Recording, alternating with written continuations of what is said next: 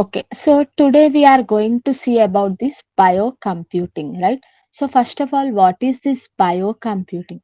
Okay, biocomputings are also a systems. Okay, they are used for the concepts of biologically derived or stimulated molecules that are used in computational processes, right?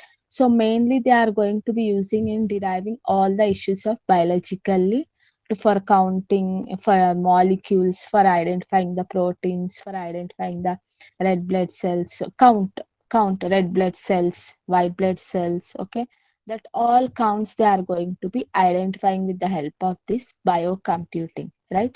So this mainly this biocomputing is going to be broadly classified into two types, broadly classified with two types. One is they are going to be using genetic algorithms, and second they are going to be using neural networks, right? So genetic algorithms and neural networks, right? So we'll take one example. So I'm having a photo album, right?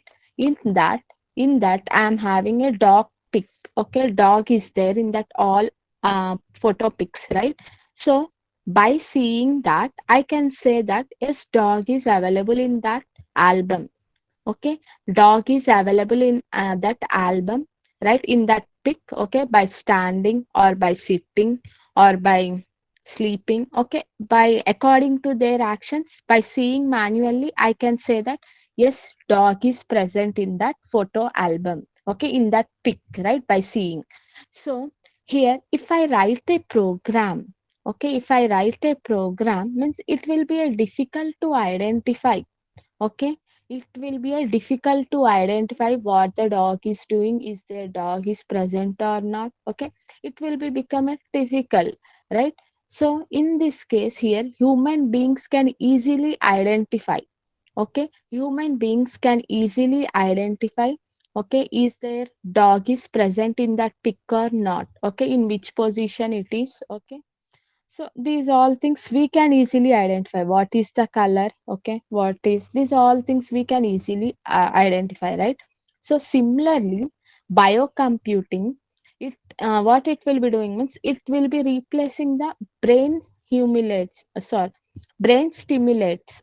Okay, means whatever we are seeing, okay, whatever we are seeing, what it is doing, these all things we can say easily. Means here biocomputing also had to work as like a human brain, right?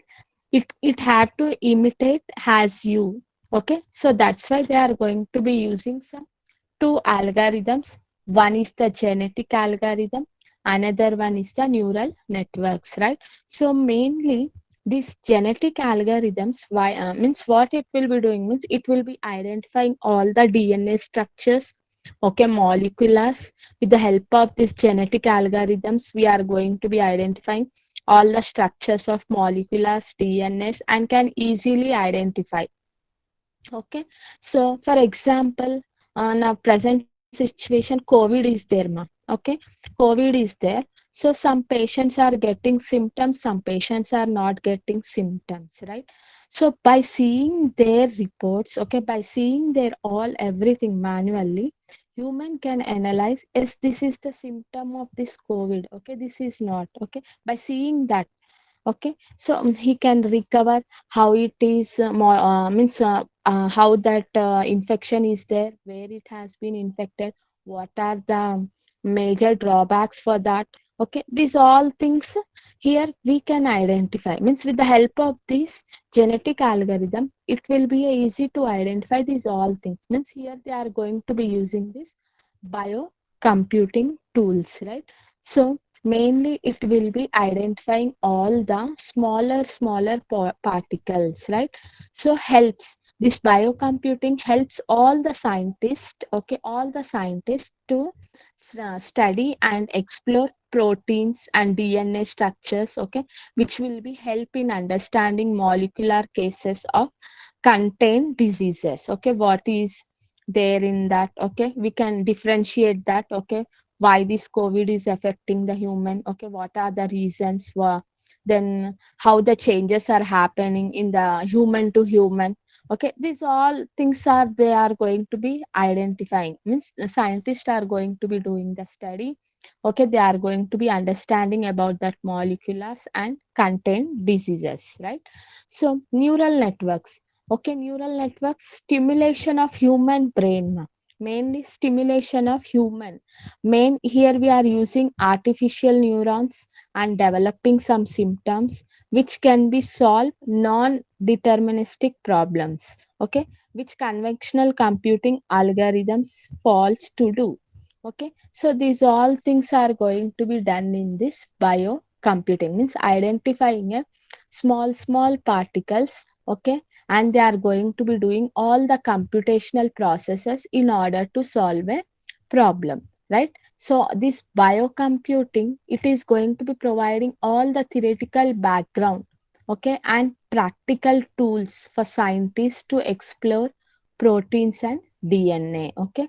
So like this, it is going to be providing all the counting of the molecules and identifying the problems, okay, manually and by using some genetic algorithms, okay, by using this neural networks, right? So this is about biocomputing, right?